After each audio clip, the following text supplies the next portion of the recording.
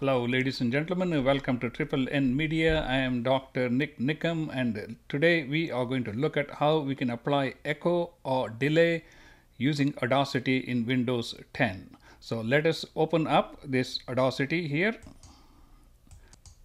Okay, we have opened up Audacity here. I have a short audio clip recorded by me. Don't worry about the quality of music, but we're going to show you how to apply echo or delay function that is built into this Audacity. First, let's listen to the raw sound to begin with.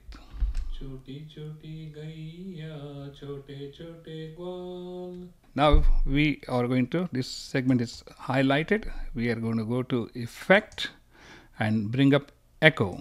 There are not too many options here in echo, but it's pretty easy to experiment with this one and see how best it suits your particular music. When we try echo on an isolated audio track, it may sound overwhelming, but when it is combined with all the other instruments, it may be muted. So that is why it is very important to first try the echo effect on a single audio track and then try it with all the other instruments playing so that you can do the final adjustments. First of all, let us see. Here we have delay time. That is how many milliseconds after the beginning of the sound do you want the echo to begin. Then it says decay factor. So how long do you want the tail end of the echo to persist? If you say 0.5, that means it is 50% of the actual length of the original sound. But again, it depends on how well it sounds to you for your particular segment of the music. There is no real hard and fast rule. Let us just see how it applies to this particular music. Generally, the delay is going to be in milliseconds. So it is 0.040 is 40 milliseconds. That means we want the delay to begin at 40 milliseconds. All right, let us just preview this one now.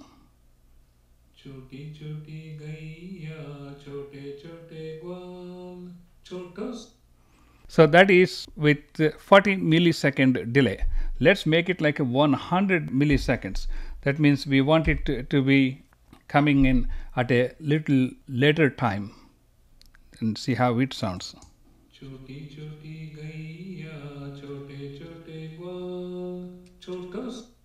This sounds like the sound is distant and it's sort of too wide. So what I would do is leave it at, let's say you want the delay to be 1 second, just for the fun of it. Then you'll see which one is going to work best for you. Here's this.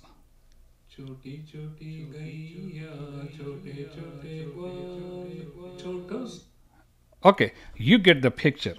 Your original sound comes in and 1 second later the echo begins. So by continuously reducing this time, you're packing the echo right immediately after the original sound. So I would always start off with milliseconds, which is 0.040 or 0.020, which will probably give you the best final effect. Decay is, as I said, how long you want the tail to continue. If let's say we want the decay to be like the entire length of the original sound. Let's start off with 1 and let's preview this one. You really don't want to do that one. So what we're going to do is we want the tail to be only a fraction of the original sound length. That's why I would start off with like 0.5. That means half the distance. Remember, there are other words coming right after the first one, and as a result, there is too much overlapping, which creates that noise we just heard. So let's try with 0.5.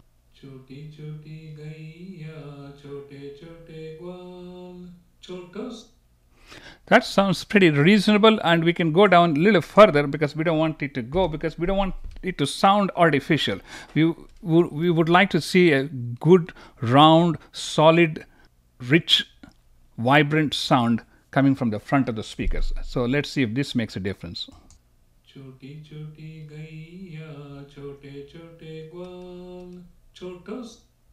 Okay, so that is with the delay effect added on it. And let's just play the original track here. I don't want that one. I'm going to just go to the original, cancel this one. Let's play the original track.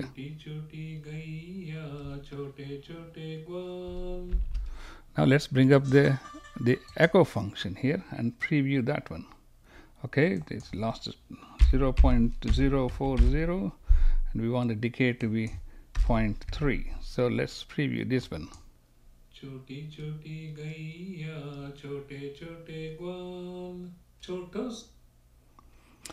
Okay, that sounds much better than the original track. I'm not going to save this one. So we are back to the original. It sounds pretty flat and doesn't have all that rich quality. That is as far as the echo function is concerned. There's another way to apply the echo, and that is by using delay, which is almost towards the bottom half of the effects list. Let's click on delay. Oh, look at here. In delay, we have multiple options. First of all, delay type. Do you want the regular delay, which is gradual tapering of the echo sound? Then we have the bouncing ball. If you bounce a ball, you can notice the amplitude of the bounce and the distance gets progressively smaller and smaller and smaller. So it gives you a nice kind of a rolling ball type of effect. And reverse bouncing is basically, it is reversing the bouncing effect. All right. The second option we have, it is delay level in, this is the volume or the loudness in decibels. So you definitely don't want your delay or the echo to be as loud as your original sound. So this has to be always minus. And you can adjust this depending upon how much you want the sound to be reflected as an echo. And again, delay time. When do you want the echo to begin? That's when you do. Pitch change, you rarely have to apply for pitch change unless you are trying to create some funky music where the echo pitch is different from your original vocal pitch. And how many times you want the echo to be repeated. Okay, let's look at this preset. Then we'll see what we can do.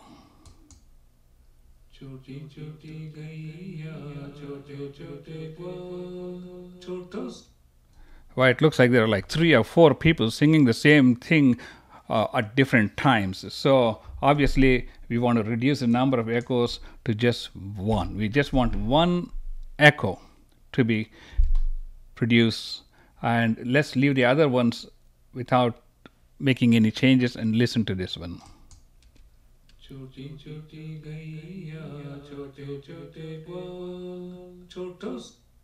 Okay, so now we are hearing only one echo, but there's a problem. The second one is coming too late and it's persisting for a long time. So that's because the delay time. Delay time is 0.3. As I told you, the delay time has to be in milliseconds. That is 0.040, which matches with the settings we did with echo. So let's see how it sounds now.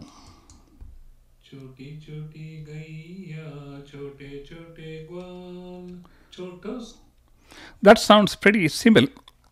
That sounds pretty similar to the one we had with the echo delay. I'm sorry. That sounds similar to the one we had with echo. But since we have a couple of other options like the delay echo volume and the type of delay, let's experiment with that one. So first let's start off with this volume of your echo and set it to like 1, and you see the difference. It's easier to type that number 1, so and see what happens.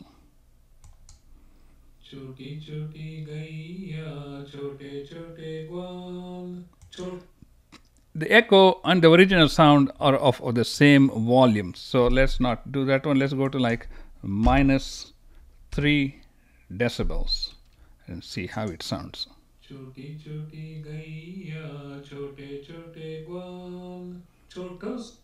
Again, there's no perfect number.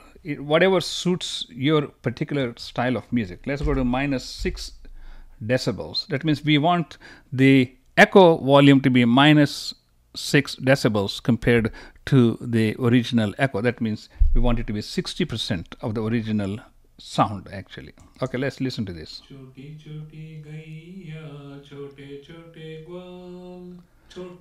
Okay, that sounds pretty reasonable, but as I said, we can make it more hollow echo if you want by increasing the volume and the duration here, the time decay and all. Let's go and try out this one more option we have.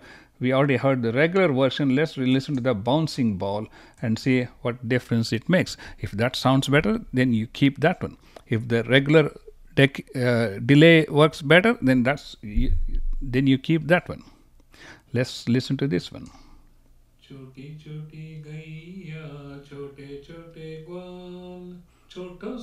Okay, that is with a bouncing ball, where the subsequent echoes are less and less. Since we have only one echo, we can add 2 echoes here and see if the second one kind of gives a different ambience or feeling.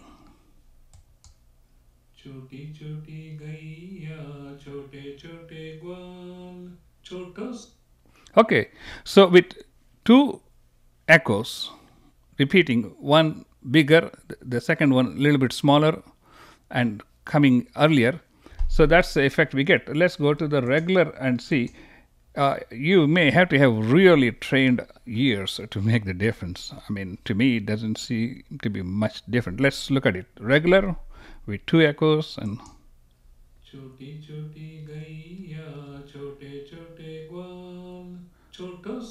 okay, so that is, now we go to the bouncing ball and see.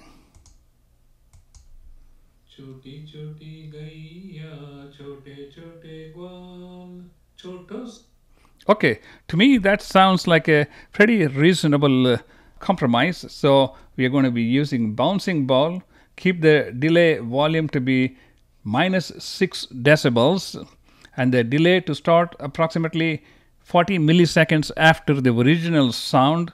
We want the echo to be repeated twice, and this is the original, the final result.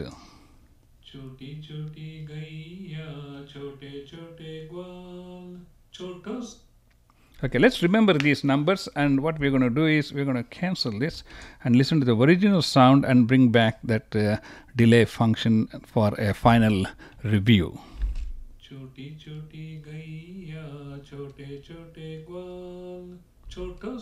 Alright, now let's bring this one back. I don't know if it will have retained what we had set. Okay, it has retained all the functions we had set. Now let's listen to the final preview of the delay function.